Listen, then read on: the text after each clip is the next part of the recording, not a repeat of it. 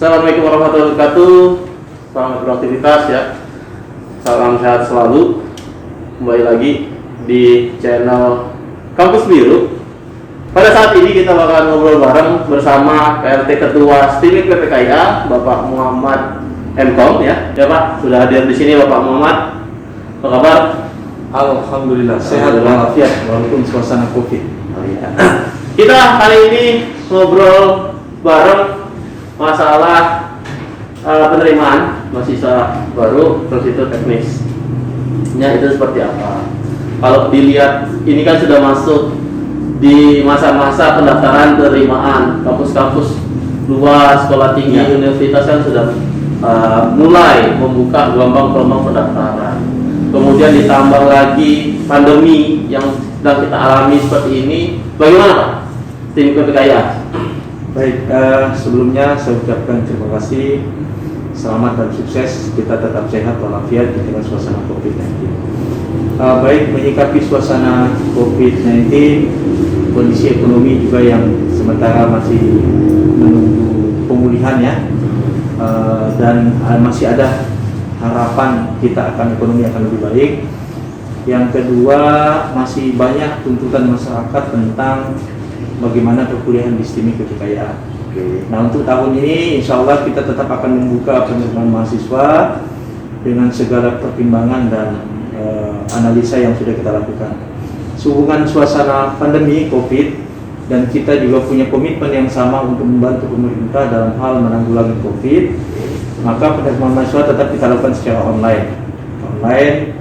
Linknya sudah disiapkan oleh panitia di www.ppmb.ppkia.ic.id.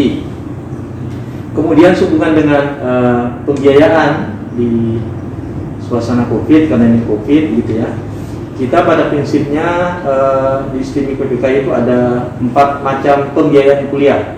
Jadi ini harus ditahu oleh mahasiswa, jadi supaya nanti tidak ada lagi biaya-biaya lain selain biaya ini.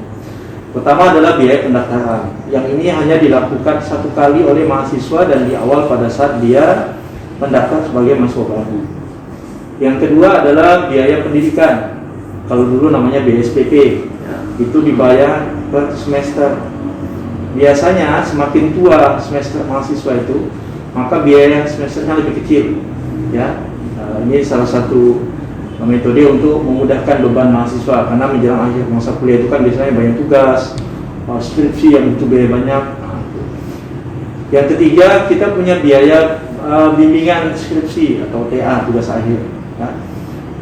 Yang keempat, biaya wisuda. Jadi kita hanya punya 4 jenis biaya itu dan tidak ada biaya lain, supaya nanti orang tua juga perlu tahu nih ya. Dan sampai anaknya sedikit-sedikit minta uang SPP lah, uang apa gitu ya.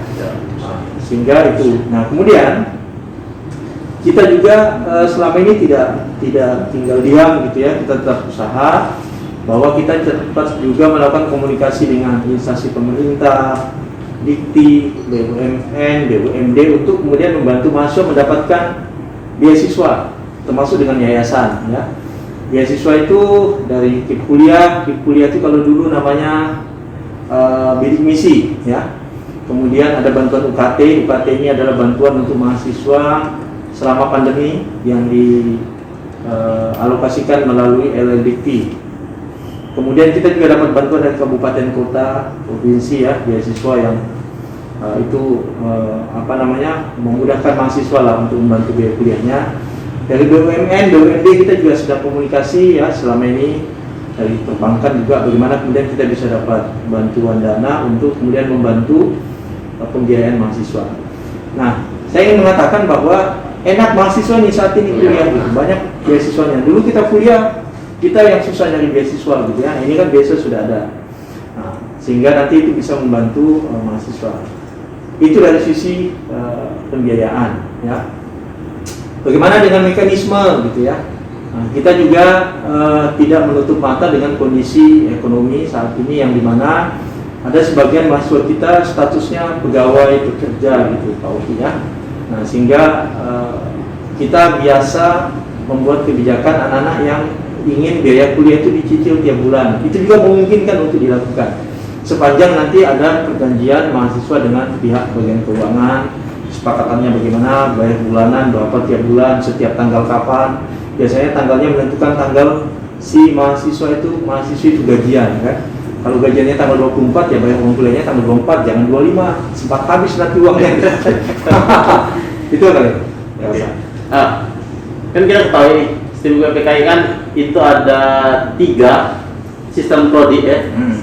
Prodi, ada 3 prodi. Di situ ada manajemen informatika, kemudian ada sarjana teknik informatika dan sistem informasi. Apakah skema pembiayaannya tadi itu sama, Pak? Ya. Untuk 3 prodi yang ada skemanya sama, yang membedakan hanya kelas pagi dan malam. Oke. Kelas malam itu biasanya lebih mahal. Kenapa dia lebih mahal? Karena memang kuotanya sedikit, peminatnya banyak. Ya. Yang kedua, kebutuhan kita akan anak pekerja malam itu saat ini kondisinya sudah hampir 50 yang pagi sama malam. Ya.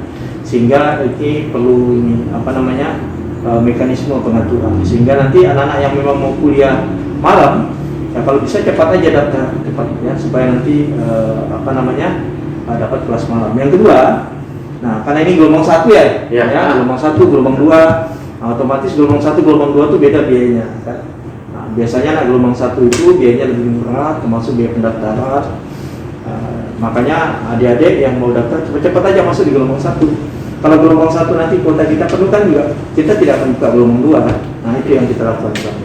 Bedanya di situ. Ya, bedanya hanya di shift ya. pagi sama malam. Tapi kalau untuk ketiga prodi tersebut semuanya sama. Ya, semuanya sama. Kemudian ada beberapa pertanyaan-pertanyaan yang masuk ini dari SMA, dari SMK mana saja boleh gabung. Jadi prinsipnya inilah untungnya sekolah di masa pandemi ya, COVID-nya, karena tidak ada ujian nasional. Ya. Ya, jadi siapa saja pada intinya boleh masuk di streaming PPKI dari lulusan SMA, SMK, madrasah aliyah, negeri, swasta, bahkan paket C pun boleh. Ya, sepanjang kemudian mereka sudah dinyatakan lulus di sekolah yang dimaksud. Ya.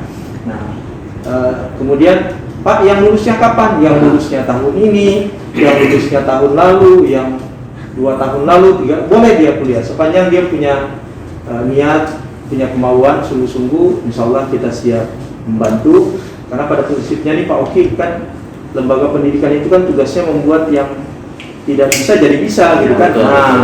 Itu tugasnya kita yang ada di institusi pendidikan. Kemudian ada lagi nih, Pak. Saya ini kan berprestasi di sekolah dari segi ada yang akademisi, ada yang dari olahraga dan lain macam. Ya, nah, itu bisa bantuin untuk biaya beasiswa nggak Pak gitu? Dapetin beasiswa atau gimana supaya lebih murah? Gitu. Yang jelas untuk mahasiswa yang punya prestasi akademik, non akademik kan pasti ada penilaian khusus lah ya dalam segi pembiayaan. Kita juga tidak tinggal diam, kampus dengan yayasan komitmen bahwa mahasiswa-mahasiswa yang dapat prestasi baik akademik non akademik itu nanti akan kita alokasikan beasiswa khusus ya. Beasiswa khusus biasanya kita potong SPP-nya 1 semester, 1 tahun sesuai dengan prestasi yang didapat ya, tingkat nasional, internasional gitu ya. Bahkan saya boleh mengatakan kalau ada mahasiswa kita prestasi internasional, yayasan tidak tanggung-tanggung, kita bisa membebaskan biaya kuliahnya, gitu kan? Ya, kenapa tidak? Ya, karena ini membawa nama baik kampus, nama baik kota kita, nama baik provinsi kita di tingkat internasional. Nah, kenapa tidak? Karena itu akan mendatangkan peningkatan ekonomi sesungguhnya, karena nama kita dikenal sehingga orang lain akan datang ke daerah kita. Itu prinsipnya.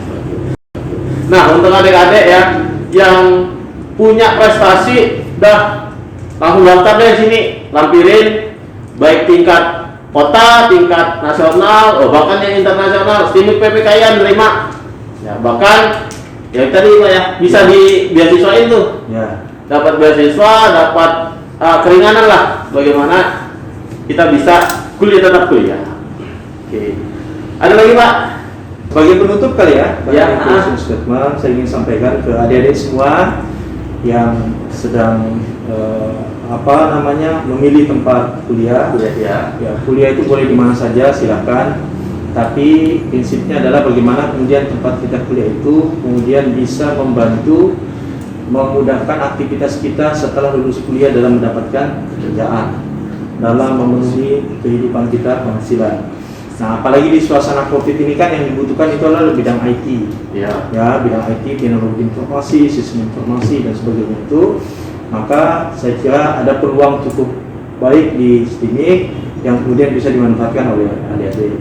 Nah, yang kedua adalah kita welcome saja bahwa selama adik-adik kuliah kalau ada masalah kuliahan dan sebagainya, insya Allah kita bisa selesaikan. Ada keluhan apa, adik-adik misalnya tidak paham dengan mata kuliahnya, kan bisa kita. Dan satu hal yang paling penting yang perlu adik-adik ketahui, bahwa semua alumni STIMIK PPKIA yang sudah lulus, yang ingin mengembangkan ilmu dan kompetensi dan kemampuannya, yang misalnya ilmu itu update dia belum dapat saat ini waktu kuliah dulu, dia boleh datang ke kampus mendapatkan ilmu dan pengetahuan itu tanpa kita pungut biaya. Itu komitmen kita. Luar biasa sekali Pak STIMIK PPKIA. Oke, tunggu apa lagi? Ayo teman-teman, segera daftarkan diri kalian di STIMIK PPKIA. Di STIMIK PPKIA itu ada 3 prodi, Diploma Manajemen Informatika, Sarjana Teknik Informatika, dan Sarjana Sistem Informasi. Demikian ngobrol bareng kita dengan PLT Ketua Bapak Muhammad, ya, Majelis Komputer. Terima kasih Pak udah hadir, Sama-sama. udah jelasin. Sehat, semangat. Semangat ya. Assalamualaikum warahmatullahi wabarakatuh.